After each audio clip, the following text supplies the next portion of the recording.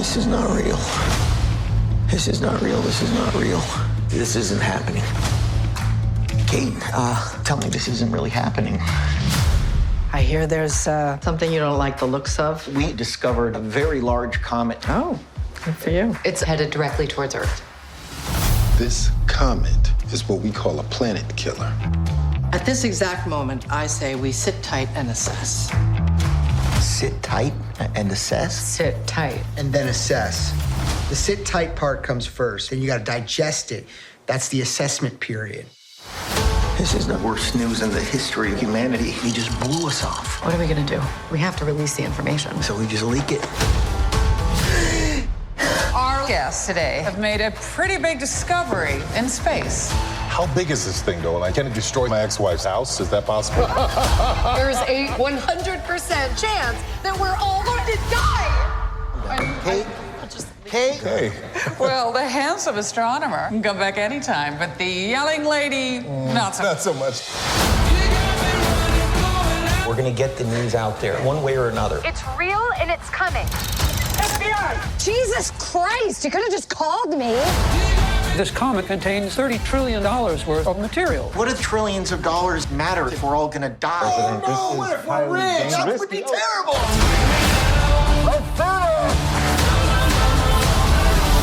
You guys discovered a comet? I have a tattoo of a shooting star on my back. Oh, that's terrific. This could be a complete disaster. This is already a disaster.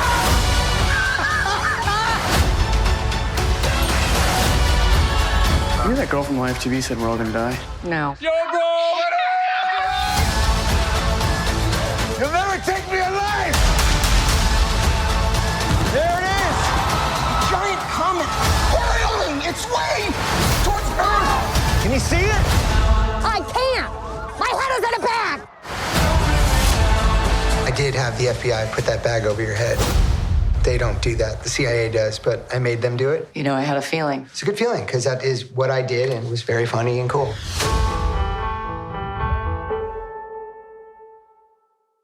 Hello, and welcome, believe it or not, to the Same Old Science for Policy podcast. My name's Toby, and today I'm joined by Chloe Hill, who is the policy manager for the European Geosciences Union, a non-profit organisation with about 18,000 individual scientists as members.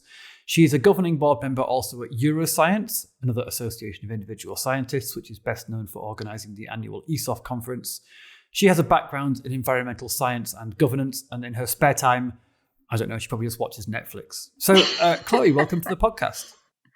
Hi, Toby. Thanks so much for having me. Hi. So, for all the confused listeners who thought they downloaded just another predictable interview with some academic or science advisor or something, and instead they just got 2 minutes of a trailer for a 9-month-old sci-fi movie, perhaps you could explain what on earth is going on? Absolutely. So I should actually start by saying I am not a film critic. And I know there's been other film critics who reviewed this, and this is not what we're going to be talking about today. But essentially, as part of my role with the European Geosciences Union, or EGU for short, I do a monthly blog post. And this blog post lets me dive into whatever topics I think are particularly fascinating at the time. And in January earlier this year, I watched the film Don't Look Up. Yeah, so before we launch too far into it, I'm just going to stop you there and say, for the sake of good manners, if you've not yet seen the blockbuster Netflix film Don't Look Up and you think you might like to see it, I think we're probably going to pretty much spoil every part of it. So you might want to stop this episode right here and go away and watch the film and then come back to us when you've finished. Okay, now having said that and lost half our audience probably, perhaps Chloe, you can give the rest of us an outline of what happens in this film. So the plot essentially follows these two scientists, two astronomers, and the very start of the film, they find this comet, which is terribly exciting for them as astronomers. But then they do some calculations and realize that it's going to hit the Earth in 6 months.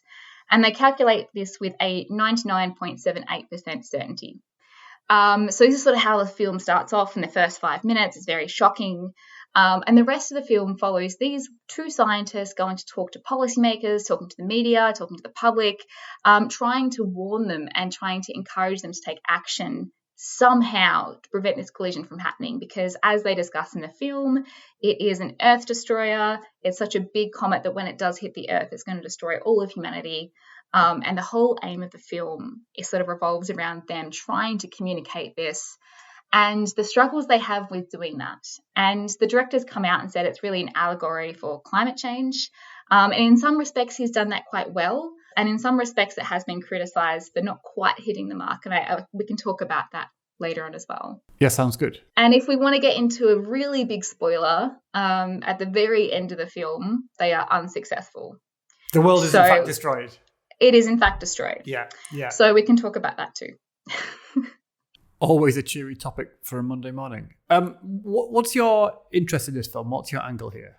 Yeah, as someone who works on the science policy interface and specifically with scientists helping them to connect more with policymakers, I watched it with a bit of a different view from everyone else. So whereas a lot of the critics who have watched the film have, either critiqued the acting or the filmmaking or the directing or things like that in general, I was looking at how the scientists were acting in the film. And I found that really interesting because a lot of the times, particularly when we're talking to scientists about how they should interact with policymakers and what they should be doing, we're giving them very overarching examples or saying, you really should do this and this and this, but giving them an actual example with a storyline, we don't get that very often. And when we do critique people, if they're saying, oh, well, this particular scientist did this and he shared this information in this way, or she did this in this way and it was good or bad for this and this reason, actually critiquing a film in this way allows me to really dive in without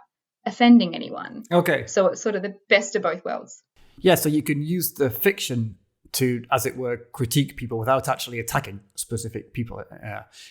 I had a little think, and I can't immediately come up with any other films that are specifically about science advice, except perhaps Dr. Strangelove, and that's a kind of a different beast. So do you think that Don't Look Up does a decent job of depicting the realities of science advice and how scientists interact with politics? I think so. I think it's obviously very exaggerated, but it's a film and it has Meryl Streep in it and it has, Leonardo DiCaprio and all these fantastic actors. So of course it is. And it's meant to have this sort of dark humor aspect to it. So it is very exaggerated. But before I even wrote my blog post, I read a couple of articles from scientists, climate scientists who came out, had some positive things to say about it because as climate scientists, they themselves feel very frustrated at the lack of action on climate change and things like that. And I think they saw themselves in the position of these two astronomers trying to communicate with policymakers and the public and the press.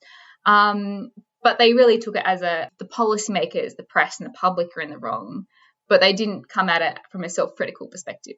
So that's something I wanted to push back on a little bit. And I think when you do watch the film, it's very clear who the villains are. The villains are very clearly the self-indulgent policymakers or the media who is just obsessed with views and things like that. And the scientists are meant to come across as the good guys, but I think it's good to have some self-reflection as well.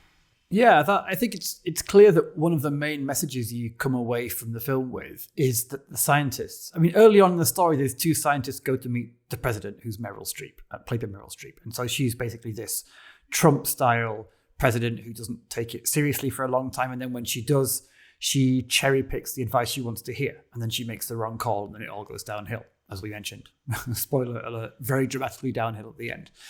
When you look at how the scientists and the policymakers interact, indeed, the policymakers, without exception, do not come off well, to put it mildly. And the scientists get quite a sympathetic portrayal. And so I guess I had some of the same thoughts as you, that if your science communication is being ineffective, then, there's only so far you can go in laying all the blame on your stupid, facile, incompetent audience. There must be some stuff that you, the science advisor, could also be doing better to have more influence. Yeah, so actually when I was watching it, I reflected a lot on things that I've read recently. So I think you've already had, for example, you've had Lena Top on recently and Florian, and they've talked about the science for policy competence framework and the skills that scientists can develop there. And when I was watching the film, I was sort of had that in the back of my mind. And this is exactly what the scientists didn't do. And it's in the film, it's not necessarily their fault. They've had this shocking news that the world was going to be destroyed in 6 months' time. They're basically functioning on no sleep. They get flown to the White House, and then they have to wait in the White House for hours and hours and hours on end until the president is willing to see them. And, you could look at this and say, maybe that's a bit realistic. So policymakers are very, very busy people, and, sometimes you have to wait to see them. You have to have a very specific appointment time. The appointment's often quite short. And often scientists have to be very flexible in that regard. And this is just an extreme example of that. But then, of course, they go into the Oval Office, and the president is there, Meryl Streep's there, and her advisors are there, and they say, okay, we have 20 minutes. Let's go. Tell us what's happening. And 20 minutes, honestly, is actually quite generous. Yeah, that was also my thought when that moment, I was brought up watching The West Wing. A 20-minute meeting with the president seems incredible. So good for them. They don't spend, they actually cut the meeting short, which again is quite realistic. They cut the meeting short because as soon as they get in the room, they start explaining it from a scientist's perspective. They start going over the methods they use and using very scientific jargon to explain what's happening. And they don't explain the context or the relevance of that straight away. They start by doing a big overview of the science.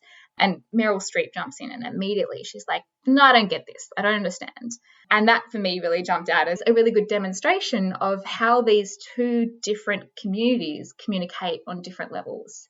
And so in the next sort of few minutes when they're still sitting in the Oval Office, the two scientists try and recover a little bit and they try and go into what the impact would actually mean. But by then almost the damage is done in terms of the perspectives of the policymakers they're talking to. And this really frustrates the scientists, particularly the younger scientists, the early career scientist who's still doing her PhD. She gets frustrated and she sort of starts raising her voice. And this is obviously a big no-no as well. And it ends up just being, there's frustration on both sides. And I think that's also very common. So I think the film does this representation quite well, obviously in an extreme way. But if you're going in as a scientist and you're watching this, say, okay, what could they have done to frame their message better? How could they have spoken to the president and her advisors in a way that really resonates with them, in a way that frames the information in a light where they will want to hear it and want to act, because acting is really important. And this is an extreme scenario where, of course, maybe the scientist is thinking, of course, they want to save the planet. But from the Meryl Streep's president, who, as you said, is a Trump-like president, very, very focused on being popular. So maybe they could have framed it in that way. This would be a very popular action to take. The public would really support you if you prevented this comet from hitting the Earth. Yeah. Seems like a no-brainer, really. Yeah. So this is sort of when I was watching what I was thinking about. Yeah, there's a point in that meeting when they're discussing the prognosis and the science advisors are asked, okay, what's the likelihood of this happening? And they start off saying 100%, then they admit it's actually, 99.7% that we're all going to die. So then there's this debate about whether that actually means it's certain and blah, blah. And I don't know, it struck me, the suggestion that if you walk into a room full of politicians saying, science says we're all going to die, please fix this problem, it seems quite realistic that you will not have much impact. You're kind of framing it wrong. Yes. Yeah. Policymakers are very focused on solutions. They're very solution-oriented, whereas scientists often get caught up in the problems. They're looking at the problems, they're trying to work out what the problems are, and then as soon as you ask for a solution, it's very hard to give. And this is also speaks to the theme of, policy advice versus science advice and all of these sorts of things. But actually coming up with a solution is often hard to do. And in this particular scenario, they did have a solution, which I think is really interesting. And that wasn't initially brought up, that wasn't the first sentence out of their mouth. It sort of came that they had this solution where they were basically going to nuke the comet out of the air and save the planet that way. And I think, this is something that if you are a scientist and you're going to go talk to the president of the United States, you should think about beforehand. What are the solutions that you can bring? Because that's what they want to hear. That's how you speak and resonate with them. Yes. I mean, that's excellent advice. Although I have to say, in defense of the scientists in the film, perhaps, you do get the impression they're not really comfortable in the spotlight they've been thrust into, at least the more senior of the two. So DiCaprio's character. He doesn't seem like he ever wanted science advice to be his job. Yeah, this was actually a really interesting point as well. At one point in the film, his character, Leonardo DiCaprio's character, actually said, "This isn't my job. My job isn't to talk to people like this. My job is to do the science." And I think that resonates also with a lot of scientists. They want to stay in the lab or they want to stay with the science and they don't necessarily feel the need to communicate it. And I think in a lot of cases, actually, this is okay. It's not every scientist has to be an amazing communicator. Obviously, it's very, very focused on these two scientists. And I think for the sake of the film, that makes a lot of sense. But in reality, that's not how it works. Scientists, it's very, very important for them to have this community they can fall back on. And they were working with the universities. All universities, all institutions, they have these outreach officers, or they have a press and media team. They have these people that can help them communicate this so that they aren't taken advantage of, or so they can use these people to help make sure that their messages are heard and not misinterpreted, and all of these sorts of things. I think if this had happened in the film, it wouldn't have been as engaging. No, so sure. They didn't involve all these external characters. But I think this is a risk that scientists often do contend with as well, and we did see this during COVID even. There were scientists, for example, Fauci, who obviously wanted to voice his opinion more strongly or correct some of the science that was being misinterpreted by the government at the time in the US. And he had to make that decision where if he was going to stand up strongly and say, no, I'm not doing this, or if he was going to stay in the room. And that's it's a big decision to make. So I think that was actually represented quite well in the film. I think it was also interesting that they had the early career scientists. So Diabitsky, she was like the younger scientist, the PhD student who initially spotted the comet. She had this more visceral reaction. And I think this also represents, a lot of scientists as well. And if we're looking at an exact representation in the real world, it's not Greta Thunberg, because Greta Thunberg is not a scientist, but this sort of like, what are you doing? We're all going to die. There's 100% chance we're going to die. What are we doing? And I think a lot of people can watch this and resonate with that as well. Yeah, they did a good job, I thought, with spotlighting that dilemma, whether you'd rather be in the room and so like constrained by the realpolitik, or outside the room and much freer but with much less influence. And they go on to highlight that again because there's a plot line with Leonardo DiCaprio's character, the senior scientist who eventually accepts this institutional role as a science advisor to the president, who he still hates, by the way. And then you see him gradually weaken his position as time goes by. And I think it's an open question based on the film whether he's being like cynically co-opted by the government, like becoming a mouthpiece for the government, or whether he deliberately compromises his values so that he can stay in the president's favor, so that he can try and have some influence on this solution that they decide to try in the end. I think in this case as well, because it was, literally the end of the world, there's also that psychological aspect of you not wanting to believe it, maybe. Even as a scientist, we all have our own biases. We all want to believe that the world isn't going to end in 6 months. And so as a psychological aspect for that character, I think that might have also played into it if we're really analysing the situation. Yeah. Yeah, I guess you're right. And we're kind of pushed a bit further towards believing that because he does later recant. You said this is about this sci-fi scenario where the world's about to end, but the director of the film actually made it very clear that it's not a fantasy. It's supposed to be a pretty transparent, I suppose, allegory to climate change. And the reactions of the people in the film are meant to show how silly our actual current reactions to this existential threat really are. The marketing blurb that Netflix put out that I saw had the headline, based on a true story that hasn't happened yet. Yeah, I think in some regards, again, for the sake of the movie, because the movie has to be like a 2-hour length feature film, it made a lot of sense to make it about a comet, because there's you can ignore all of the complications around that, right? So climate change is an incredibly complicated issue, and it's also, there was a lot of criticism with this being an allegory for climate change because the comet had nothing to do with anything that came before it. It wasn't caused by humans. It wasn't caused by our own actions. It's not something that the whole of humanity has to work together to change. Whereas climate change, we have to change systems. And that doesn't just involve scientists, or doesn't just involve one huge entrepreneur who comes up with this brilliant solution. It doesn't involve just policymakers, but policies that are created, the decisions that are made are going to affect real people all over the world. And it's also something that happens on a global scale. So I think obviously a comet hitting the Earth also happens on a global scale, but because it was a film, Of course, it was just the US who was reacting. And this obviously isn't the case. Part of the challenge of climate change is the fact that we do have to work internationally. We do have to work across borders. We do have to come up with these international agreements and use international science advice as well. And I think that's one aspect, obviously, the movie couldn't address. And again, I think we did at one point hear a bit about what India was planning on doing at some point. Yeah. That was a one line sort of dropped in the film. Yeah. But it was very US focused. And I think in terms of the science advice as well, climate change, things like climate change, also biodiversity, these are the issues that you need a lot of different types of scientists involved. You can't just have two scientists who are working in the same field to give you information. So you need scientists to work together across different disciplines. And that is a huge challenge in itself.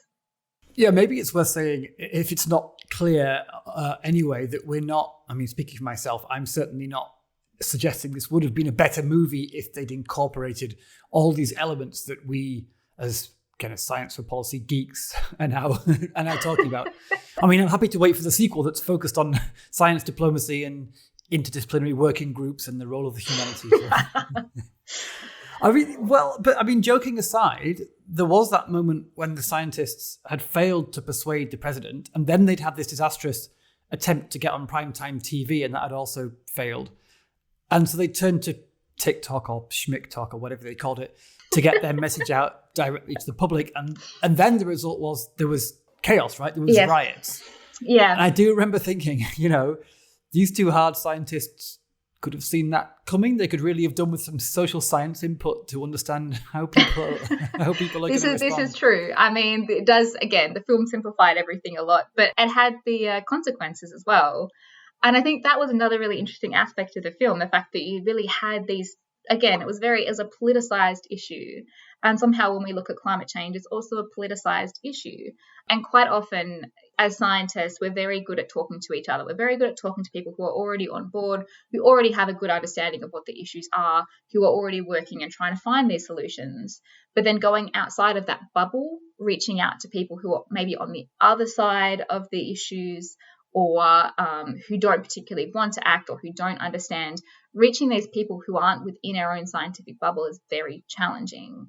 And when you're thinking about that politically, that's also the case. We want to speak to people who have similar values to us. And Joint Research Centre has a really great report on the impact that values have on policymaking and decision-making. And I think being able to speak not necessarily just about facts, but also being able to speak to people's emotions is really key. So in the film, one example of this is they had this big concert with Ariana Grande's character, who basically is it's Ariana Grande. Yeah. Yeah. She has a different name in the film, but she's basically Ariana Grande. And they have this big concert and tell people just look up, and they do a big song, and literally a big song and dance about it. But the people that they're talking to are the people who are already on board with them. They're not reaching people who are outside, who are in the don't look up crowd.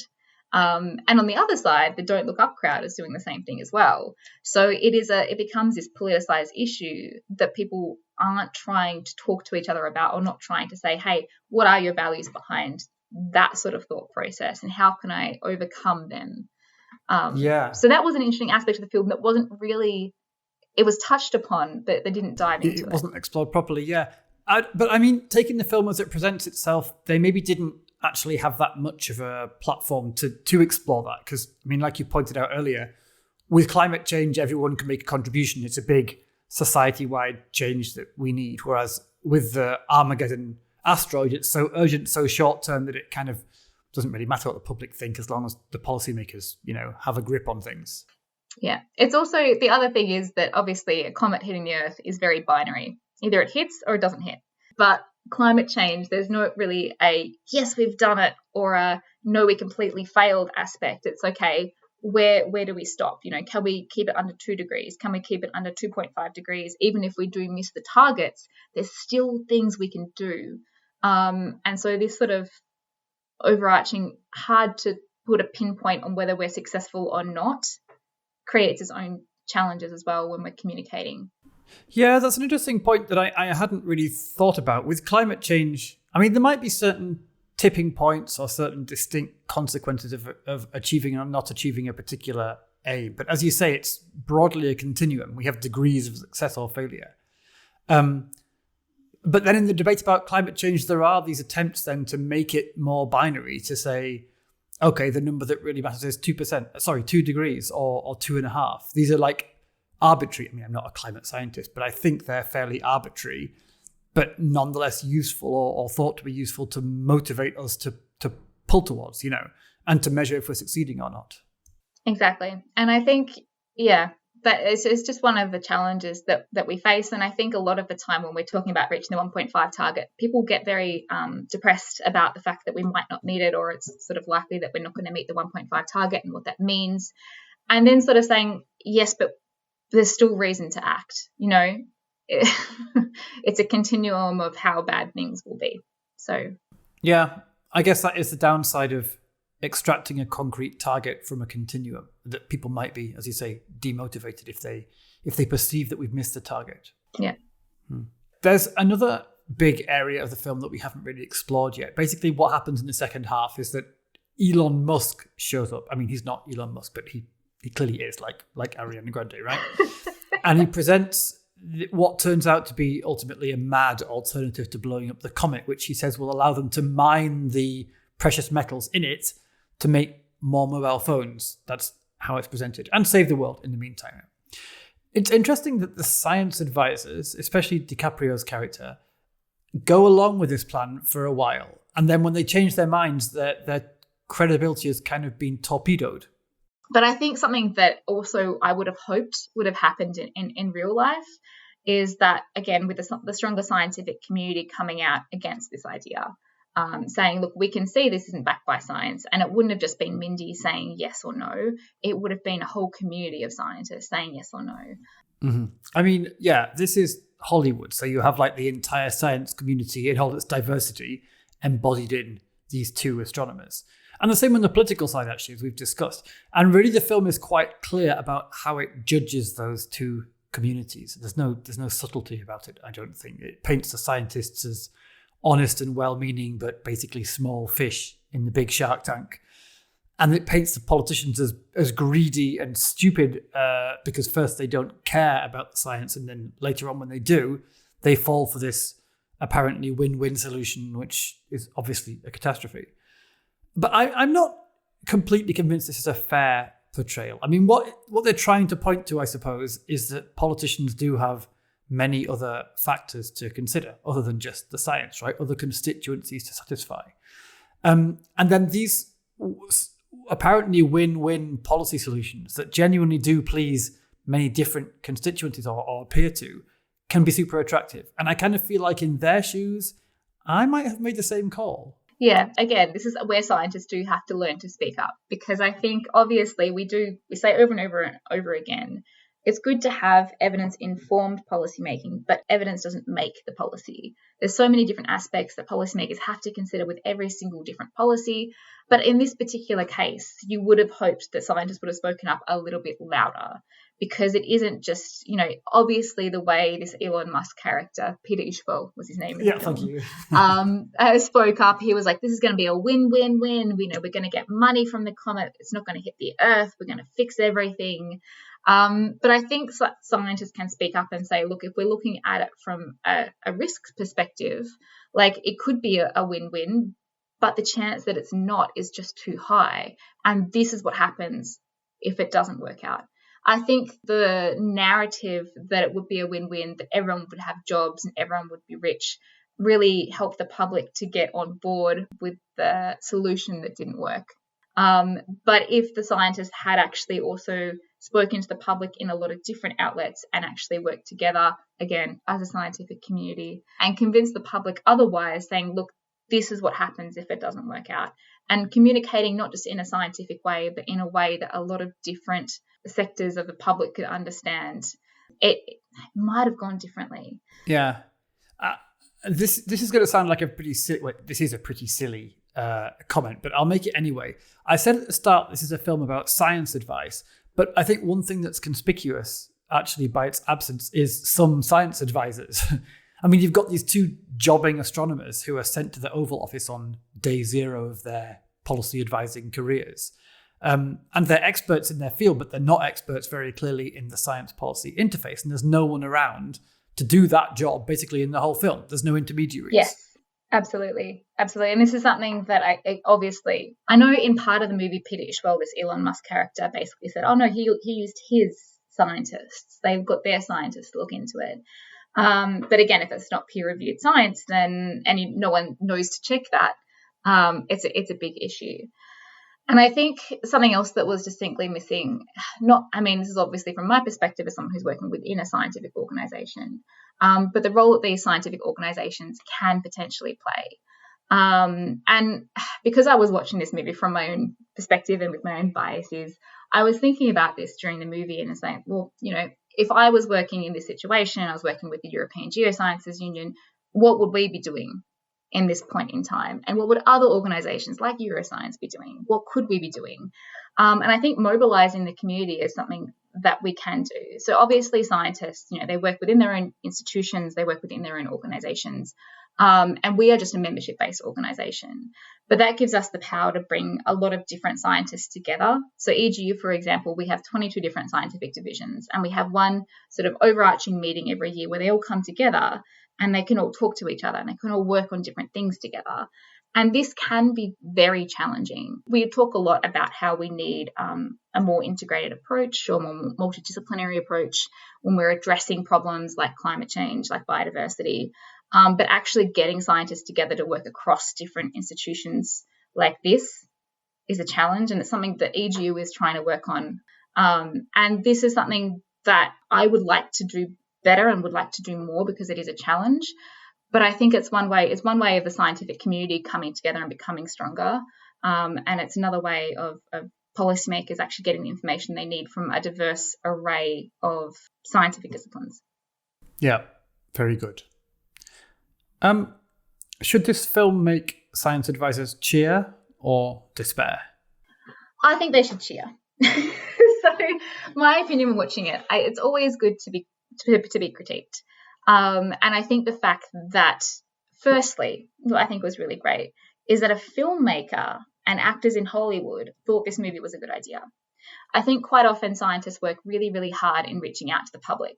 They go talk at schools and they go to public presentations and things like that. They try and get citizens to get involved in citizen science. And this was actually regular citizens, citizens in Hollywood, but regular citizens actually reaching out to scientists in a way to show them like, yes, we see your job. This is what we think your job is. And this is what the challenges of your job is. And they weren't too far off, actually. And the fact that they're seeing that and they're then publicising that to a much wider audience than scientists usually reach is fantastic. And I think scientists should jump on that. And I think it's also a really good tool for scientists and policymakers and everyone involved in the science advisory process to reflect on what they're doing, to see bad examples of what they're doing. Because sometimes when you see bad examples in real life, it's a little bit too jarring. But seeing them on the screen, seeing them on the screen can be a bit easier to digest. So yeah. This is the joy of science fiction or any fiction, I guess. So then, last question. Taking the world and the policymakers as they're presented in the film, do you think with better science advice they could have saved the planet? Ooh, that is the question. If it was just those two scientists, maybe not.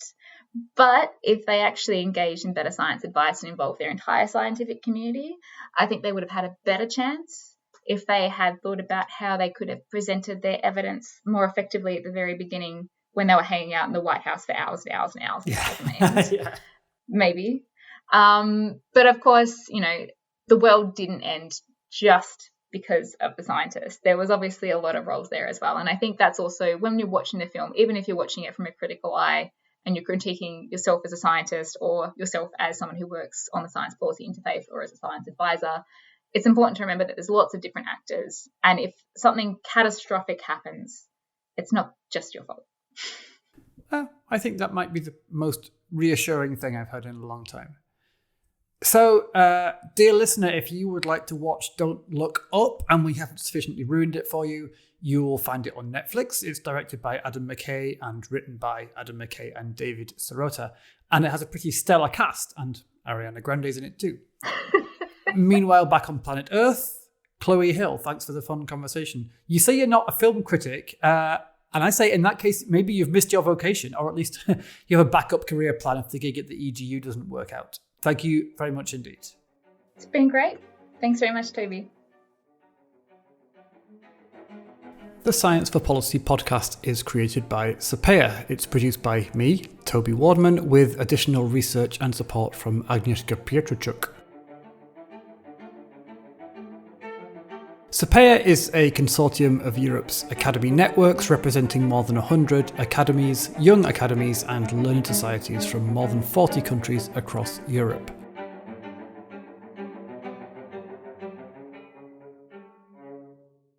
We're part of the European Commission's scientific advice mechanism, and as such we're funded by the European Union. Having said that, the opinions you hear on this podcast are those of the guests, and sometimes mine, but certainly not the views of the European Commission. This music is composed by Carlo Alfredo Piatti and performed by Elizaveta Sushchenko, and this last bit is particularly good.